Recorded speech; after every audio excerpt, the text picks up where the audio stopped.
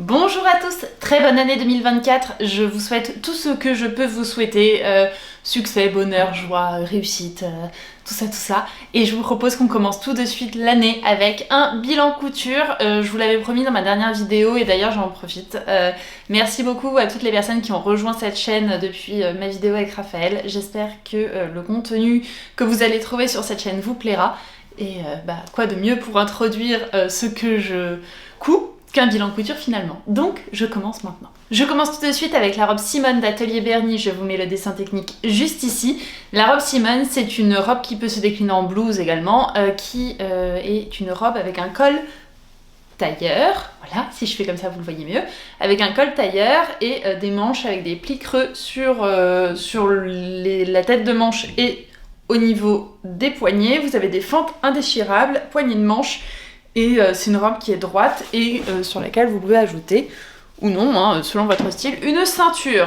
J'ai réalisé la mienne dans un coton avec un peu de cachemire de chez Sacré Coupon. Si vous avez vu ma vidéo avec Raphaël, ça ne vous sera pas totalement inconnu, puisque j'ai utilisé exactement le même tissu en kaki pour doubler la veste que j'avais faite dans cette vidéo. Donc c'est un tissu, alors il est gris anthracite, il est un tout petit peu twillé, c'est vraiment très joli, il est très agréable à porter, il est très doux, et le pourcentage de cachemire fait qu'il est un petit peu chaud, il se tient très bien tout en ayant un joli tombé. Vraiment, je suis très fan de ce tissu, j'espère que Sacré Coupon en sortira dans d'autres couleurs, parce que même si j'adore le gris, d'autres couleurs ne seraient pas de refus. Que ce soit les boutons ici ou les boutons de la pâte de boutonnage, ils viennent tous de la mercerie Saint-Pierre. Ma boucle de ceinture, je l'avais achetée il y a quelques années chez Léonie Pic dans le 15e, parce que j'avais un manteau et j'avais perdu la boucle de ceinture du manteau. Et il fallait que je rachète une boucle, donc j'avais acheté cette boucle là, je l'avais payée une fortune à l'époque, vraiment très cher, enfin très cher par rapport à ce qu'on peut trouver sur internet, hein. Je crois que c'était plus du double, et j'avais donc recousu ma boucle de ceinture sur mon manteau, ce manteau étant aujourd'hui à l'état de miteux, au sens littéral du terme. J'ai récupéré la boucle et je l'ai attachée à ma ceinture. La ceinture, je vous en parle après. Les œillets viennent de chez Rascol. Je crois que ce sont des œillets de la marque Prime.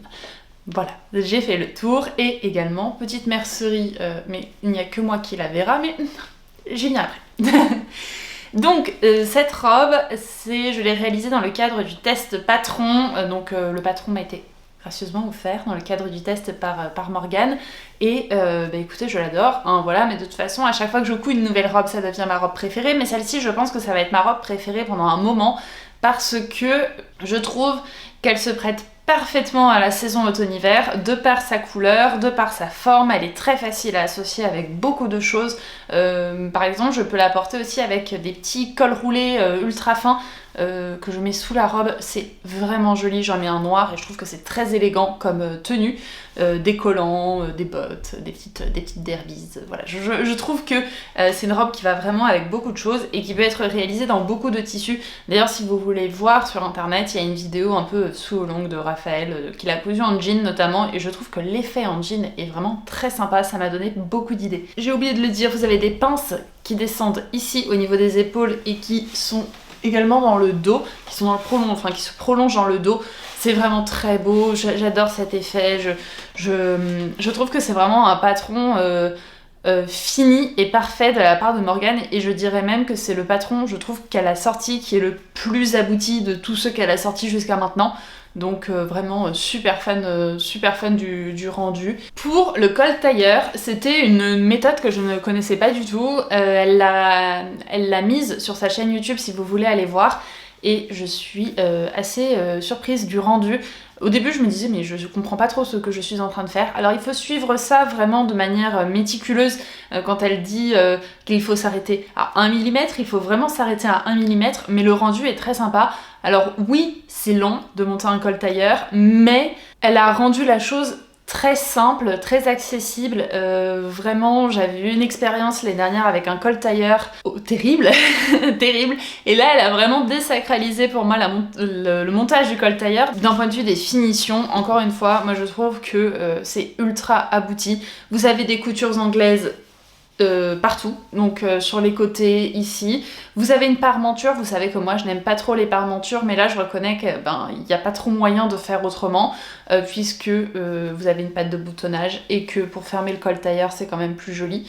Et alors, la parmenture est gancée. Elle est prévue pour être gancée. Vous le faites si vous voulez ou pas, mais elle est gancée. Et moi, je l'ai gancée avec un biais Liberty que j'ai trouvé chez Mondial Tissu Paris 15e. J'en profite. La dernière fois que je suis passée au Mondial Tissu de Paris 15, il y a une vendeuse qui m'a reconnue. Donc si elle passe par là, merci beaucoup parce que elle n'a pas du tout été avare en compliments à mon égard. Et c'était... En fait, ça m'a juste donné un sourire pour le reste de la journée, donc merci beaucoup à elle si elle passe par là. Je sais qu'elle regarde mes vidéos, mais peut-être qu'elle loupera celle-ci, mais si elle regarde celle-ci, merci beaucoup. Pour le biais, c'est d'un biais Liberty. Oui, c'est un biais qui coûte cher pour quelque chose qu'on ne voit pas, mais alors moi, ça fait partie des détails que j'adore, de savoir qu'à l'intérieur de mon vêtement, il y a quelque chose de super mignon, j'adore. Normalement, vous pouvez également gancer les entournures. Alors moi, je ne l'ai pas fait parce que, vous aurez remarqué, mes manches sont un peu courtes. Je les ai allongées de 3 cm par rapport à... Non, de 1 cm, pardon, par rapport à ce qui est prévu dans le patron. Et malgré ça, c'est trop court. J'ai encore du tissu, donc je pense un jour redécouper les manches et les refaire. Un jour où la flemme n'aura pas pris le dessus, je le reconnais. Mais c'est pour ça que je n'ai pas gancé les manches pour éviter au moment de découdre d'avoir encore plus de choses à découdre, donc je n'ai pas gancé, j'ai seulement surfilé le pourtour des entournures. Et vous avez une finition en bas de la robe, alors voilà, ici, en bas, vous avez une finition très jolie, qui est très bien expliquée dans le patron, et voilà, bon bah moi j'ai fait ourler à la main un peu partout, vraiment... je me suis lâchée, les finitions, de toute façon les finitions prévues par Morgane sont déjà très jolies, vraiment je n'avais pas grand chose de plus à faire pour les améliorer, si ce n'est l'ourlet à la main. C'est vraiment une robe que j'adore, alors elle ressort peut-être très noire chez vous, mais je vous promets que c'est vraiment gris.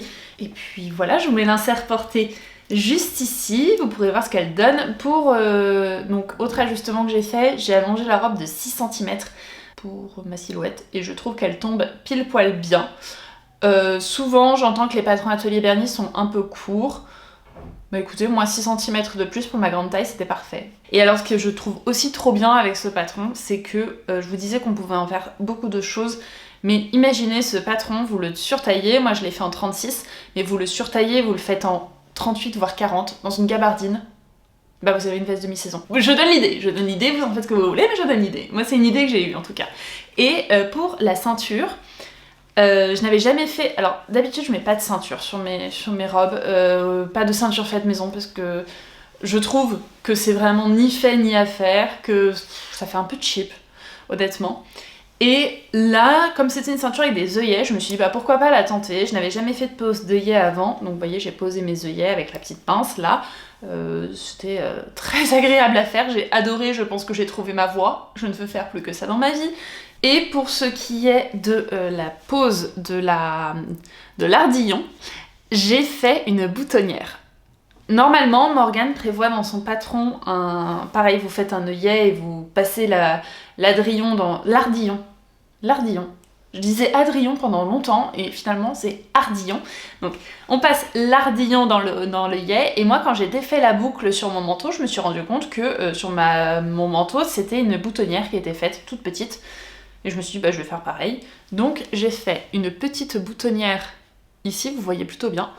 Et j'ai passé mon ardillon à l'intérieur. J'ai fait ici des petits points à la main pour fixer. Et le tour était joué et j'ai posé des œillets espacés de à peu près 5 cm. Pour également une petite modification minime, je n'ai pas fait de passant sur la robe. La simple raison, c'est que quand la ceinture est sur la robe, bah, généralement dans la journée on n'enlève pas la ceinture. Et le soir, j'ai juste à passer la ceinture dans la manche. Et la ceinture, on ne la lave pas. Enfin, moi, je ne la lave pas. À moins de manger des spaghettis bolognaises comme un gros cochon. La ceinture, on ne la lave pas. Et donc, j'ai juste à passer la ceinture dans la manche. pour la retrouver. Aussi simple que ça. Pour un manteau, je peux comprendre les passants. Pour une robe, moi je voyais pas l'intérêt, donc je ne l'ai pas fait. Mais vous voyez, comme elle est juste là pour centrer au niveau de la taille et pas pour maintenir, je voyais pas l'intérêt de mettre les passants, donc je n'ai pas mis de passants et je ne regrette pas. Je trouve que la ceinture qui tombe un peu sur le côté, c'est vraiment joli comme effet. Donc il n'y aura pas de passants sur mes versions suivantes, puisque je prévois déjà de faire d'autres versions. Et quand je dis ça, généralement, je sais que je ne le fais pas, mais là pour le coup, j'ai un tissu que je vous ai montré dans mon précédent haul, notamment un coton rayé bleu et blanc. Je me dis que dedans, pour une version plus estivale, ça peut être très joli, ça peut avoir un côté un peu rétro, French Riviera. J'adore cette idée. On passe au patron suivant. Le deuxième patron que j'ai à vous montrer, c'est cette robe. Je vous mets le dessin technique ici. C'est la robe Kia de Ancea Paris. Ancea Paris, je connaissais déjà la marque, mais je reconnais que je m'y étais jamais trop penchée. Et puis, j'ai découvert ce patron qui fait beaucoup penser à la robe Mindy de... C'est une marque anglaise, j'ai oublié le nom, avec le détail du nœud sur le côté. C'est vraiment la robe Pipa de Cézanne qu'on a vue, mais alors un nombre incalculable de fois sur Instagram. Et là, Ancea a proposé cette version que je trouve tout aussi jolie, voire plus. C'est vrai que j'aime bien le détail du drapé et pas tellement du nœud sur le côté. Après, les goûts et les couleurs, voilà. Donc, cette robe, je l'ai réalisée dans une maille Milano de chez Atelier de la Création, qui est composée de viscose à 85% et de 15% d'élastane. Et alors la couleur, c'est terracotta. C'est tellement joli, j'adore cette couleur. Et ça tire, mais c'est vraiment terracotta, quoi. Ça tire pas sur l'orange, ça tire pas sur le brun, c'est une superbe couleur. Et la maille est très belle, elle ne bouloche pas, elle est très agréable à porter, une élasticité que je trouve parfaite. Elle a exactement 70% d'élasticité, moi je la trouve extraordinaire, belle, douce, les couleurs sont magnifiques. Vous pouvez découvrir toutes les couleurs sur le site d'Atelier de la Création et je trouve qu'elles sont toutes plus belles les unes que les autres et ce sont surtout des couleurs qu'on ne trouve pas ailleurs. Donc vraiment, je les recommande et j'ai adoré coudre cette robe dans cette maille, si bien que j'ai acheté une autre maille pour une autre robe que je vous montre tout de suite après celle-ci. Au niveau des modifications, j'ai allongé le buste de 3 cm comme j'ai l'habitude de faire et j'ai allongé la jupe de 5 ou 6 cm, je ne me rappelle plus bien. J'ai fait la version courte, je vous mets l'insert porté ici. Voilà, je l'adore, j'adore le rendu, je trouve qu'elle est pas trop près du corps. J'ai fait quand même d'autres modifications, mais alors je n'ai pas allongé les manches parce que je n'avais pas assez de tissu. Elle rentre vraiment pile poil dans 1m70, faut pas chercher au-delà. C'est vrai que 5 cm de plus au niveau des manches, pour moi ça n'aurait pas été de refus. Je pouvais pas le faire, mais voilà, 5 cm il manque. Au niveau des entournures, c'est un tout petit peu serré pour moi, je le saurai pour les prochaines fois. Moi, il faut que j'agrandisse les entournures toujours, puisque j'ai un très grand buste. Et la modification principale, c'est que Ancea, alors je ne sais pas son prénom, mais la créatrice prévoit normalement un biais que vous faites ici, que vous retournez et que vous cousez, que vous surpiquez, mais comme un biais classique. J'avais initialement fait cette finition-là, et en essayant la robe, ça n'allait pas du tout. D'abord, je trouvais que ça ne faisait pas très bien fini, et en plus de ça, le biais était trop long, ce qui faisait que l'encolure bâillait. Donc je n'aimais pas du tout, donc j'ai coupé, et j'ai réfléchi à une autre manière de faire, et j'ai tapé simplement sur Google mesurer une bande d'encolure pour un t-shirt et j'ai trouvé comment faire. Donc j'ai fait un petit calcul savant, à partir de 70% d'élasticité, il faut faire le tour de la bande de l'encolure fois, il me semble que c'était 0,8, je ne me rappelle plus bien, mais voilà, et vous avez la taille de votre bande d'encolure, donc j'ai fait comme ça. J'ai fait un point ici pour fermer ma bande d'encolure, et le tour était joué. Alors certes, mon point ici n'est pas des mieux faits, mais dans tous les cas, l'encolure se tient beaucoup mieux que quand j'avais fait avec le biais, et je trouve que ça fait une finition plus propre également qu'avec le biais. Pour les ourlets, j'ai fait ça à l'aiguille simple, point large. J'utilise finalement assez peu l'aiguille double parce que je trouve que ça ne tient pas dans le temps, même si je trouve que c'est beaucoup plus joli, je vous l'accorde, mais je trouve que ça tient moins bien dans le temps, mais donc aiguille simple. basique. Et puis, bah écoutez, je suis vraiment ravie de ce projet. Et alors, il me restait une petite chute. Je vous disais que ça rentrerait vraiment dans 1m70, mais vous avez toujours des chutes hein, quelque part, on va pas se leurrer. C'est assez rare que vous ayez plus rien. Et donc, dans les chutes, j'ai fait un bandeau. Je l'ai pas mis là parce que je galère un peu à le mettre, surtout que avant j'y arrivais mieux, j'avais les cheveux plus longs il y a quelques semaines et je suis allée chez le coiffeur et elle m'a fait une mèche beaucoup plus courte. Donc quand je la mets dans le bandeau, la mèche fait comme ça. Et quand je la mets pas dans le bandeau, vous le verrez sur l'insert porté ce que ça donne, mais ça demande beaucoup plus de préparation et honnêtement, je n'ai pas le temps et je n'ai pas l'envie d'y passer du temps. Donc j'ai fait quand même ce petit bandeau, voilà, tout mignon, tout plein. Il est un poil serré pour moi, parce que j'avais oublié de compter les marges de couture quand je l'ai cousu, oups. Mais voilà, il est très mignon, j'aime bien le porter, mais je vais attendre d'avoir les cheveux qui poussent un petit peu plus avant de pouvoir le remettre de manière quotidienne.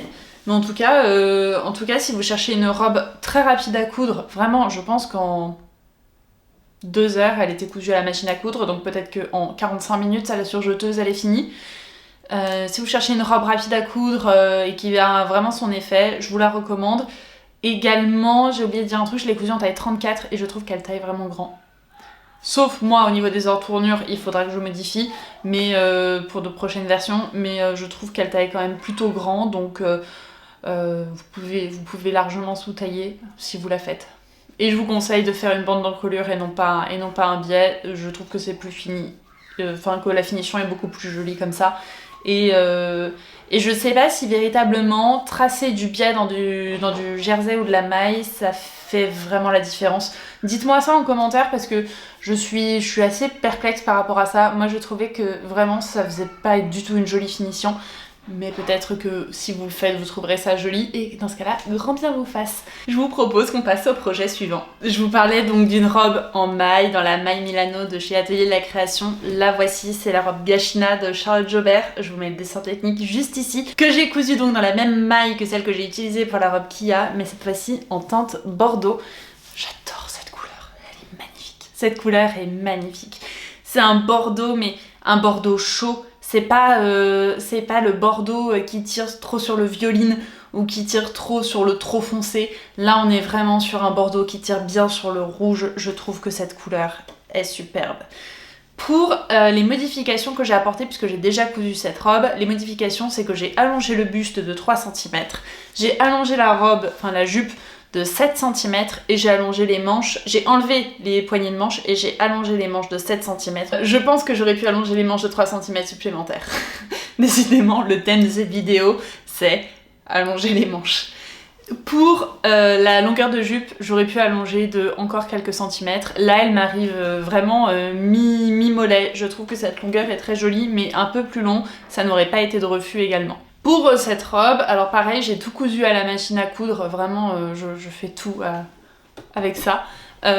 Pour cette robe, j'ai juste un tout petit regret, mais ça c'est la maille plus que la couturière et je ne pouvais pas prévoir avant de le coudre, c'est que ça tire beaucoup à cet endroit-là. Normalement c'est bien plaqué, d'ailleurs sur ma première version ça tombe super bien. Là ça tire un peu, je pense que j'aurais dû allonger de 1 cm à cet endroit-là pour que ça tire moins. Je pense. Cette partie-là, j'aurais pu l'allonger d'1 cm. J'ai fait une modification par rapport au patron. J'ai coupé le dos au pli. Normalement, vous coupez en 2 parties, vous cousez les 2 parties pour faire une fente. Moi, j'ai fait le dos au pli et j'ai fait une fente gigantesque sur le côté. Alors gigantesque, elle est quand même décente, hein, je peux sortir dans la rue avec, mais elle monte très haut, ce qui lui donne un côté sexy, glamour. J'adore cet effet et je trouve que les fentes sur le côté c'est plus joli que les fentes dans le dos. Bon, c'est une question de goût encore une fois, mais moi je suis très contente d'avoir fait la fente sur le côté.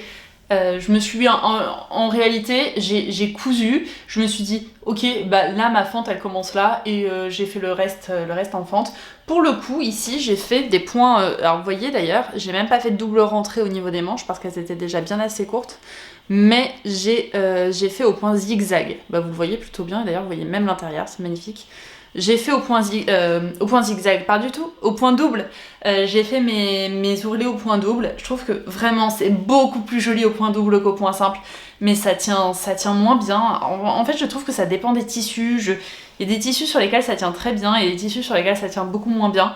Là, ce n'est pas non plus une robe que je vais porter tous les jours, donc ça m'est égal que ça tienne un peu moins, mais je sais pas. Donnez-moi des astuces, vous, si vous en avez, pour que les points doubles, les points à l'aiguille double tiennent. Mais c'est vrai que parfois ça saute pas. J'ai pas, voilà. Encore une fois, je n'ai pas d'explication par rapport à ça. J'ai tout fait au point surjet à l'intérieur. Comment je peux vous montrer ça ? Voilà, j'ai tout fait au point surjet à l'intérieur avec un point zigzag encore. Enfin, vraiment, pour moi, la surjeteuse n'est pas du tout indispensable pour coudre la maille, même si je pense que ça permet d'aller beaucoup plus vite. Moi, je ne m'encombre pas de ça. Et je suis très contente de cette robe. Je la portais pour Noël et on m'a fait beaucoup de compliments, donc écoutez, comme quoi, pas besoin de plus.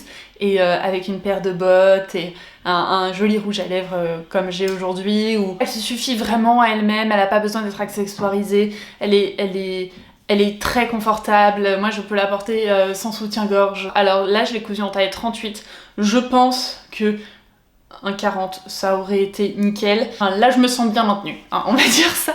Je me sens très bien maintenue, je pense qu'une taille supplémentaire ça n'aurait pas été de refus. Mais encore une fois je la trouve très jolie et je trouve qu'elle me va bien et je trouve que j'ai pas du tout l'habitude de porter des vêtements très, très cintrés comme ça et ça me change. Et écoutez, si ça me change pour du mieux, pourquoi pas continuer. Je pense avoir tout dit sur cette robe. Je vous mets l'insert porté ici, si ce n'est pas déjà fait. Je vous mets un insert porté ici. Dans tous les cas, on va pouvoir passer au projet suivant qui cette fois-ci est du chêne et trame. Là, je vais vous parler de chêne et trame, certes, mais je vais vous parler d'un tissu qui est quand même très original.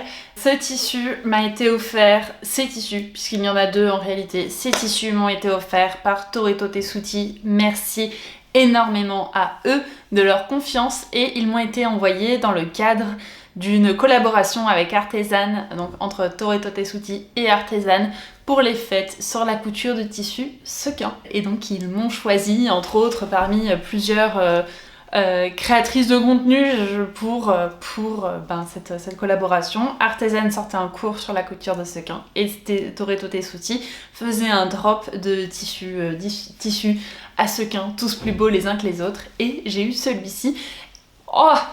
Sur le drop, c'était peut-être mon préféré.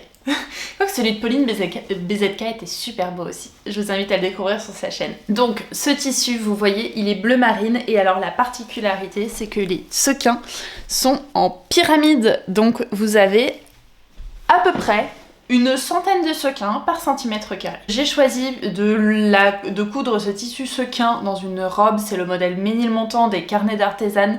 Ils m'ont offert le patron pour que je puisse le coudre. Je suis super contente du rendu. Honnêtement, quand j'ai reçu ça, je me suis dit mais c'est une robe que je ne porterai jamais. Et finalement, j'ai eu déjà plusieurs occasions de la porter, donc après tout, hein, pourquoi pas. D'abord, c'est une robe sur laquelle, vous voyez, il faut respecter les raccords. Vous avez des lignes et j'ai fait la continuité entre le devant et le dos pour que ça tombe pile poil bien.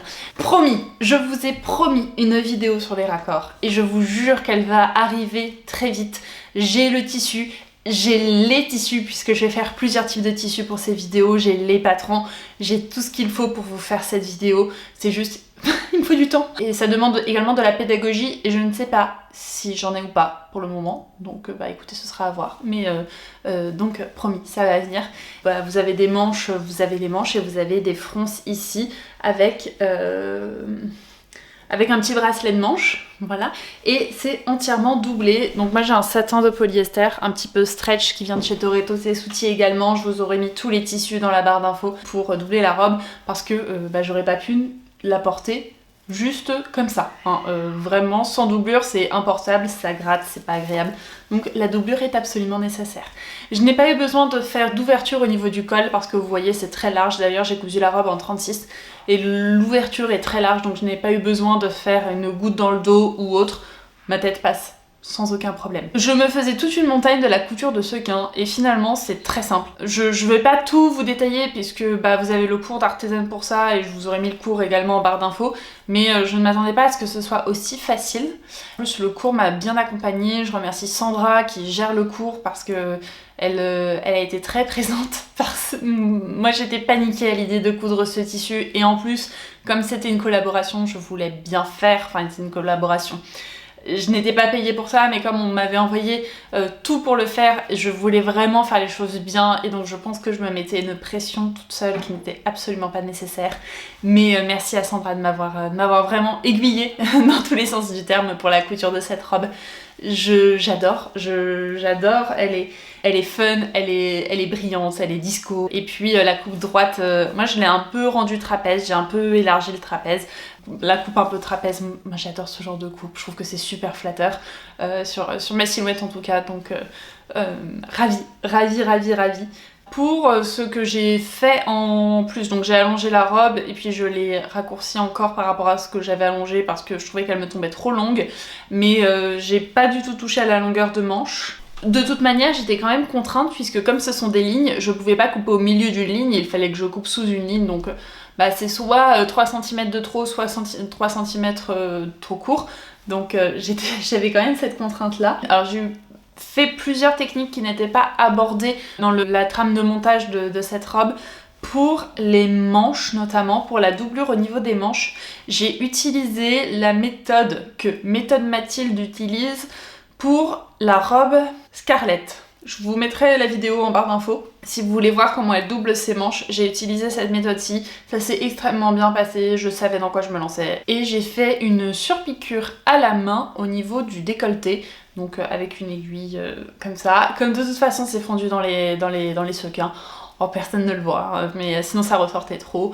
Et d'ailleurs ça a un peu tendance à ressortir, sauf quand je tire bien sur les manches. D'ailleurs le tissu est très très lourd, donc sur ma version ça s'affaisse au niveau des bracelets de manches. C'est pas dérangeant, mais il faut le savoir, que le tissu est très lourd. Il pèse son poids. Et bien écoutez, je vous mets l'insert porté ici. Je vous invite à découvrir le drop de Toretto Tessuti et les cours d'artisan. Si vous avez des questions sur la couture de sequins, vous n'hésitez pas, mais vraiment je m'en faisais toute une montagne et en réalité ça s'est extrêmement bien passé. J'ai découvert que ça pouvait se coudre bien plus rapidement que ce que j'avais pu l'imaginer. Vous pouvez faire énormément de choses avec des sequins et vraiment j'ai plus de facilité à la porter que je ne le pensais. Donc je l'ai notamment porté le soir de mes 30 ans avec une paire de chaussures argentées. J'adorais la tenue. Je vous propose qu'on passe au tout dernier projet de ce bilan couture qui est un t-shirt que vous connaissez déjà, donc ce sera parfait pour fermer ce bilan. Et le dernier projet que j'ai à vous montrer, c'est ce t-shirt de chez Lauré Piard. Je vous mets le dessin technique ici. C'est le Lenné Top, c'est la deuxième fois que je le couds et c'est la deuxième fois que je l'aime tout autant. Donc moi je l'ai cousu dans un jersey de coton bleu marine, non il n'est pas noir, il est bien bleu marine. Je l'ai cousu dans un jersey de coton bleu marine que j'avais acheté chez les Coupons de Saint-Pierre. En réalité il m'en restait une chute, je l'ai cousu dans la chute que j'avais puisque c'est un patron qui rentre dans, moi je le couds en 36 je crois. C'est un patron qui rentre dans 70 cm de tissu. Moi quand je fais des allongements un peu partout, il rentre dans 80, mais c'est vraiment le patron qui rentre dans des tout petits métrages de jersey. Donc je l'utilise vraiment beaucoup. Et alors en plus, comme il a ce drapé sur l'épaule, moi il m'en faut pas plus. Hein. Et c'est un patron qui se coud en un temps record. Je pense vraiment que si vous avez une surjeteuse, en une demi-heure il est cousu. Véritablement, en une demi-heure il est cousu.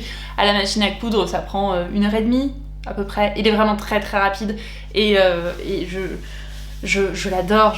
Donc je vous parlais d'allongement un peu partout. Moi j'allonge les manches de 3 cm et là cette fois-ci elle me tombe bien et j'allonge le corps de 3 cm et il me tombe nickel. Donc peut-être que si vous êtes vraiment plus petite que moi vous aurez besoin de raccourcir, mais en tout cas moi 3 cm de plus partout c'est top, c'est super, j'ai pas besoin de faire d'allongement supplémentaire. Je vous mets l'insert porté ici. Bon, en soi, il n'y aura pas grand chose à dire sur ce top, il est ultra simple à coudre, il est ultra joli, j'adore ce col montant. Et alors en plus, le col est asymétrique. C'est-à-dire qu'ici, voilà, ça tombe, vous avez un repli à faire à cet endroit-là, que vous rentrez à l'intérieur du col, de toute façon il se rentre tout seul quand vous le portez. le drapé ici. Je trouve que c'est le haut incroyable qui secoue en un temps record, qui a vraiment son effet. En fonction du tissu dans lequel vous le cousez, c'est vraiment très beau. Juste un point par rapport à la gamme de montage, je trouve qu'il manque un point au niveau des fronces. On ne sait pas trop combien doit mesurer la ligne de fronce, donc moi je couds tout en même temps. Non, elle dit de le faire en 2 fois, moi je couds tout en même temps, je trouve que c'est beaucoup plus simple.